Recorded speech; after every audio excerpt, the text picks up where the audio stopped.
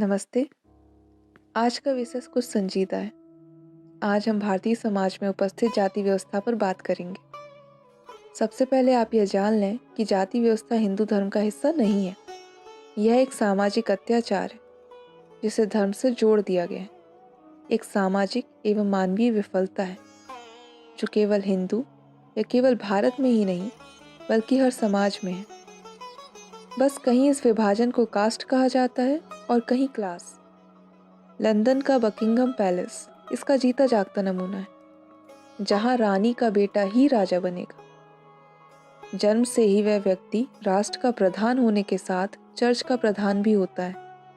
मतलब राज्य और धर्म दोनों पर एक व्यक्ति का जन्म से अधिकार होता है। बस वहां इसे क्लास के नाम से जानते हैं। खैर चलिए देखते हैं भारत में ऐसी कुरीति के उदय होने के क्या कारण रहे होंगे। ऐसी धरा जहाँ सनातन धर्म हमें अहम ब्रह्मास्मि और शिवोहम की सीख देता है, वहाँ मानव एक दूसरे पर इतने कठोर कैसे हो गए?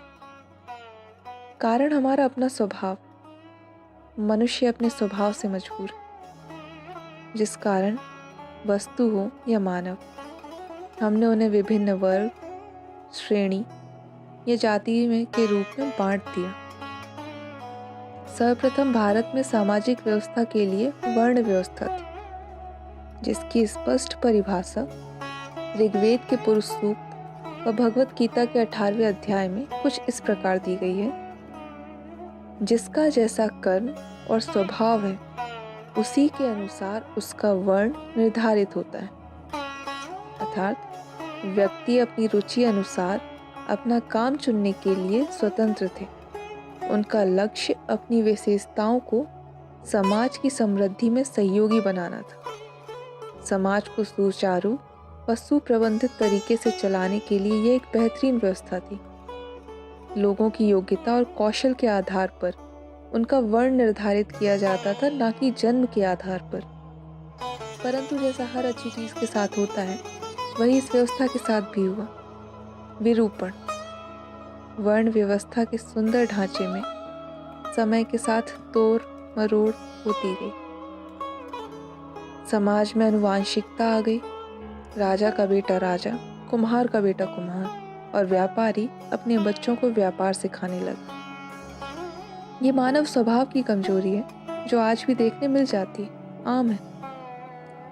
धीरे धीरे हम समूहों में बंटे, फिर समय के साथ समाज ऊंच नीच और जातियों में उलझ गया। कुछ लोग इसे उचित ठहराने के लिए या हिंदू धर्म पर तंज कसने के लिए मनुस्मृति का सहारा लेते हैं। आज आप कितने हिंदुओं के घर में मनुस्मृति पाएंगे? कुछ गिने चुने लोग जो इसे पढ़ने के इच्छुक हैं वही इसे अपने घर में रखते हैं। हिंदू धर्म किसी पुस्तक पर आधारित नहीं है, ना कभी रहा है। हिंदू सनातन धर्म एक जीवित धर्म है जो खुद में समय के साथ आवश्यक व उचित बदलाव करने पर विश्वास करता है और स्वतंत्र भी है। मनुस्मृति जिस समय व परिस्थिति में लिखी और अपनाई गई, हो सकता है वह उस समय की मांग हो, पर आज वह कितनी उपयोगी है। आज के समय में मनुस्मृति की बहुत सी शिक्षा मान्य नहीं है, तो बेहतर है कि उसे उनमें आवश्यक बदलाव कर लिए जाएं। हिंदू धर्म की शिक्षा के अनुसार हम सभी उस परमात्मा का अंश हैं, तो हम सभी एक समान हुए ना। तो जाति, रंग, वर्ग या संपत्ति के आधार पर किसी व्यक्ति के सम्मान को क्षति पहुंचाना अपराध नहीं तो और क्या है। एक सभ्य समाज होने के नाते ये हमारा दायित्व है कि हम ऐसी कुरीति को समाज से बाहर निकालें।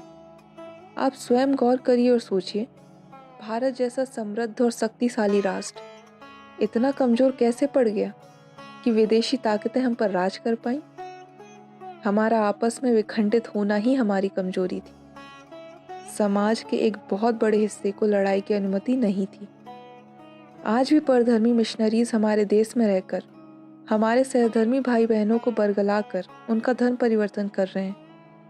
हमारी कमजोरी को उनकी ताकत बनाकर हमारे खिलाफ उपयोग कर रहे हैं।